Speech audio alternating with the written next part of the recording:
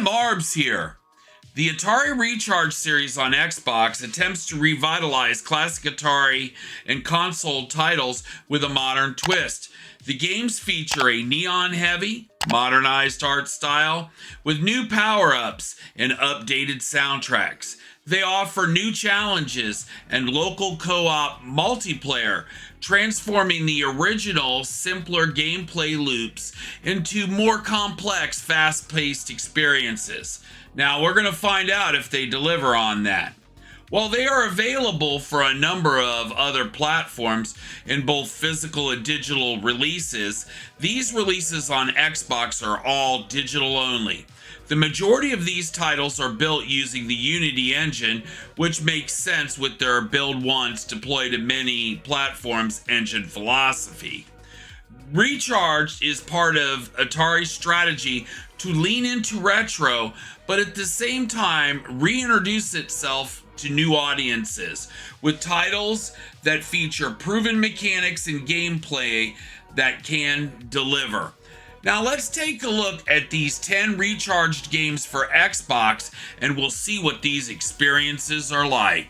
Asteroids Recharged is a modern neon-fueled remake of the 1979 arcade classic that enhances the original's core gameplay with new power-ups, visual effects, and new modes.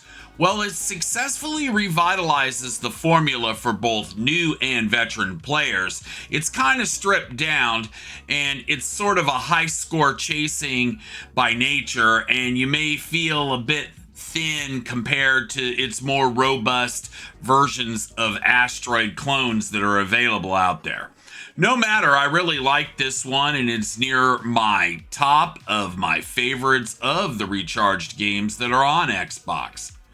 Berserk Recharged modernizes the 1980 arcade classic into a twin-stick shooter that infuses maze-blasting action with a neon-soaked aesthetic, new power-ups, and a synth-heavy soundtrack.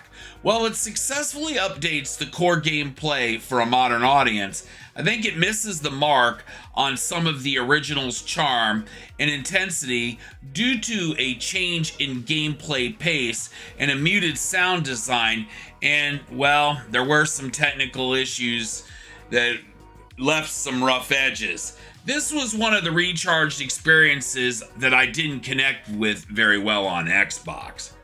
Black Widow Recharged is a stylish and functional modernization of the classic 1982 twin-stick shooter. Bringing its intense maze-blasting action to modern consoles, the core gameplay of navigating the web and exterminating insects in an updated, vibrant neon aesthetic with powerful new abilities and local co-op is a formulaic design similar to that in many other Atari Recharged titles. This one can feel repetitive over time. I never really played the original arcade cabinet, so I don't really have much of a connection to this game, but it certainly isn't one of my favorites. Now, Atari Breakout Recharged is a modern remake of the classic arcade game, revitalized with a neon aesthetic, new power-ups, and a contemporary electronic soundtrack by Megan McDuffee. Well, it successfully updates the core breaking formula for a new generation, and it includes local co-op. While many critics view it as one of the weaker entries in the Recharged series due to its inherent simplicity and lack of innovation compared to similar brick-breaking games, but to me, this is actually one of my favorite of the Recharged series and one of the versions of Breakout that I like most and is one of my go-tos. Caverns of Mars Recharged successfully modernizes the classic 1981 vertical scrolling shooter with an overhaul that emphasizes faster, more fluid gameplay. The game adds modern conveniences like destructible environments, a perk system, and robust power-ups. While it offers an addictive, high-octane fun, I was let down by the removal of the original's frantic escape sequence and the lack of visual variety. Still, it's another one of my favorites that I continue to play most from the Atari Recharged series. Centipede Recharged is a stylish and functional modernization of the classic 1981 arcade game, refreshing its bug-blasting formula with vibrant neon visuals, powerful new abilities, and a modern electronic soundtrack.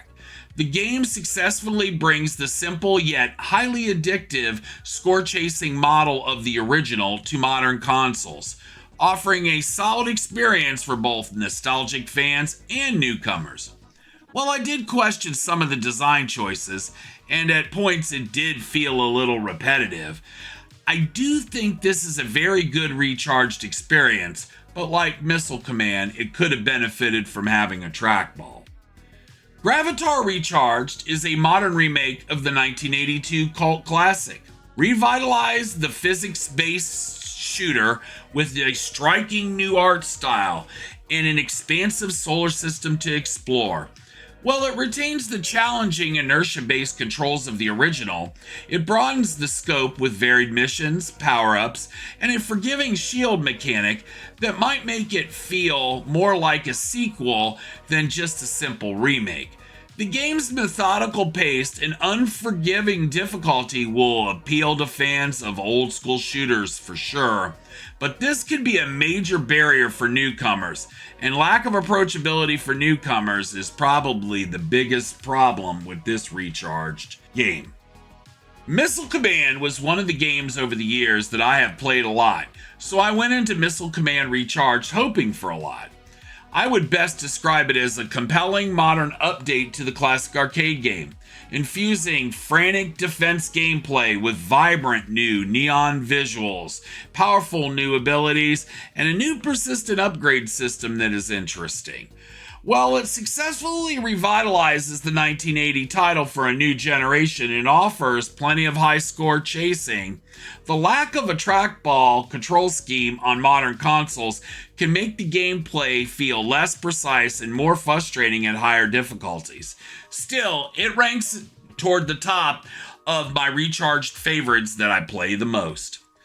Quantum is a relatively unknown Atari classic to me. Based on what I know of the original Quantum game, Quantum Recharged might be best described as a modernization of a relatively unknown Atari classic, transforming the original's trackball-controlled indirect combat into an accessible, addictive twin-stick experience. The game retains the core idea of encircling enemies with your probe's trail, but it sure adds a new suite of modern features like temporary abilities, local co-op, and a mission mode. For those who enjoy chasing high scores in short bursts, this can be interesting. It's a solid, engaging experience. However, its core gameplay can feel a little simplistic and repetitive, and it is a complex twin-stick handling game, and for sure, it's probably not one I'm going to be revisiting much, if at all. Now, Yars Recharged is an excellent modernization and modern take on the classic 1982 2600 game. Reinventing its unique gameplay as a twin-stick shooter with bullet hell elements, the game maintains the core looping of destroying enemy defenses to charge a powerful cannon, but adds modern visuals, a pulsing soundtrack, and numerous power-ups to enhance the experience. I'm going to say that I think this might be one of the most successful remakes of the Atari Recharged series, and it does rank toward the top of the ones that I have enjoyed the most. So there you have it, 10 Atari Recharged games on Xbox from both the arcade and 2600 console world, reimagined and recharged in new ways. As for these games on Xbox One and Xbox Series consoles, I would say they all run fine and look good. I didn't find any problems with the games lacking visuals when compared to the original games. I mean, how hard is it to make a game that looks better than an old Atari 2600 or arcade game? I guess the biggest two takeaways I have here is that I think the games are hurt by the fact that they do not offer online multiplayer for the games that offer a two-player experience. Now, I can understand why that perhaps the decision not to add online multiplayer was made, but still, I do think it's something that hurts the game. Second, I would suggest that many of the games have a repetitive nature in the gameplay, and I'm not sure what you can do to fix something that is perhaps more inherent to the original experience itself. And these are versions of the original experience, but enhanced. I just don't know that that's negative, but it is something worth mentioning. In the end, I have to question if younger audiences that Atari is trying to reach with these games will be interested in these types of gaming experiences. But those that have played Atari games, on the other hand, will be probably more inclined to take a chance on some of these games. The fact that the games have modes where the game can be played in a classic mode is clearly something that many will enjoy. Well, I do think Atari is really missing out by not releasing the Recharged games on Xbox as a collection. Well, I think Atari should bundle all 10 games in a digital package, calling it the Atari Recharged Collection. In addition, put them out in physical as a recharged physical collection on Xbox. I think collectors could find this really appealing, and it might do really well for them. The twofer and single title methods of offering these in digital, while affordable when on sale, I think many would be more interested if they could just buy the entire thing at once. Pricing is okay, I guess, but not great, where I think a bundle could offer Atari a more attractive deal. Now, this is Atari Recharged on Xbox, and I thank you for watching. My name's Marbs. Now, if you can do me a favor and hit that subscribe button, that would be great. In the meantime, I'll see you in the next one.